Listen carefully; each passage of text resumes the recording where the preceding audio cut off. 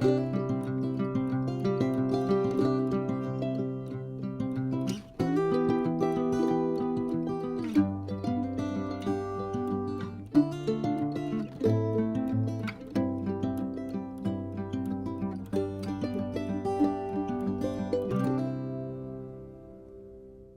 everyone, I'm Lori with Behavior Education at Spirit Keeper Animal Sanctuary. Welcome to Training Tuesday for Tuesday, February 7th, 2023. We're going to shift Bennu out of his enclosure onto a station so that I can do a complete and total enclosure clean out. That means everything from his enclosure is going to be cleaned out.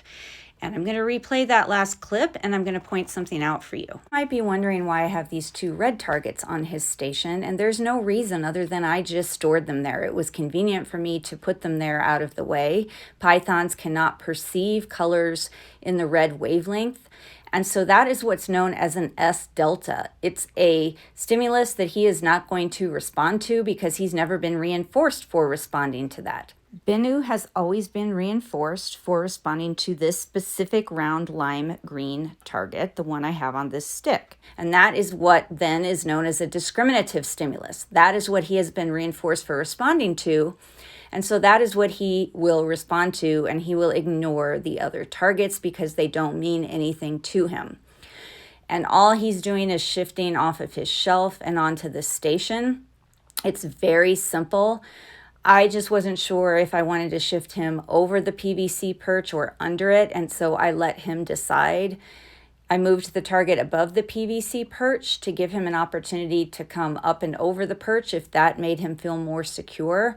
And he stayed focused on his lime green target, but he wasn't raising his body to go over the PVC perch.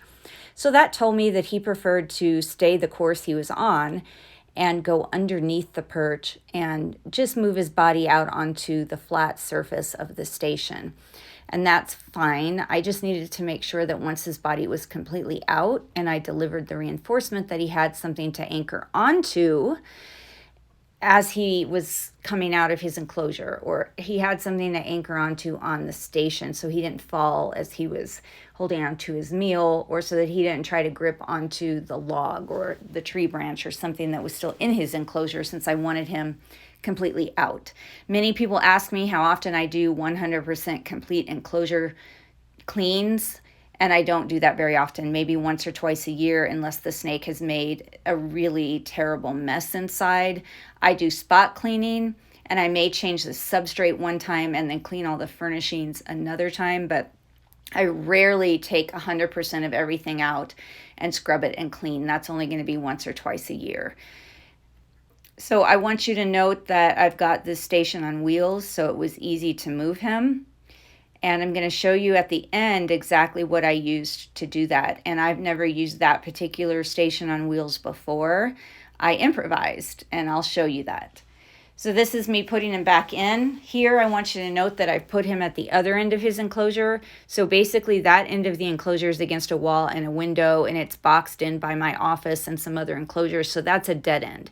There's no way for me to get out if I'm on that end and something were to go wrong. So I want to be on the end of this environmental arrangement where I always have an out. So I put him in the dead end, and I'm asking him to go in that end of his enclosure and shift towards the other end, so that if something were to go wrong, not even with him, but what if I trip and fall? What if something happens and I pass out? Or who knows what screwy can happen when you're just living your daily lives, let alone working with animals. So I wouldn't want to have something happen on that dead end with me or with him. And so I always want to be where I have the exit, where I have the out. So he's shifting in one end of his enclosure towards the other end, and he's not really in a hurry to do that. And it's for a couple of reasons. Why be in a hurry? He's already satiated. He already had a really big meal for his first reinforcer, and his enclosure was 100% cleaned out and scrubbed. So it looks a little different, and it definitely smells different. So he got there to a familiar branch and was happy to just sit there. So I went ahead and reinforced that, and I deliberately held the tongs there and let him hold on to the tongs until I was able to put my equipment away, move the station, and then scoot him off the tongs. And then this way he is in his enclosure and I can shut the doors. By me keeping a hold of the tongs and letting him wrap around them, it also made him coil his tail into the enclosure and bring it up towards his body, which was attached to the tongs, and not leave it hanging outside. So this is my improvised station. Now I use this tub with this PVC perch on it for lots of things. This is the first time I have ever stuck it in this trash can and used it as a station on wheels. So this is just my office trash can, and it's on this little stand with wheels. So it's easy for me to move around my office space and easy for me to dump. And I just thought when I was getting ready to train Bennu, I wonder if this station will fit inside that, and it sure did. And that made it just super easy for me to wheel up right to his enclosure and then wheel out of the way. And Bennu has shifted out onto this trash can before, just voluntarily when I've let him out for exercise. So it is something that he was very familiar with. And so paired with that station, it was perfect. Bennu was produced by Owen McIntyre at Rogue Reptiles, and although he will be 9 years old this year, he didn't come to live with me until he was 4 years old. Bennu and I would like to thank you for watching, and until next time, we want to remind you to always be kind and love your animals.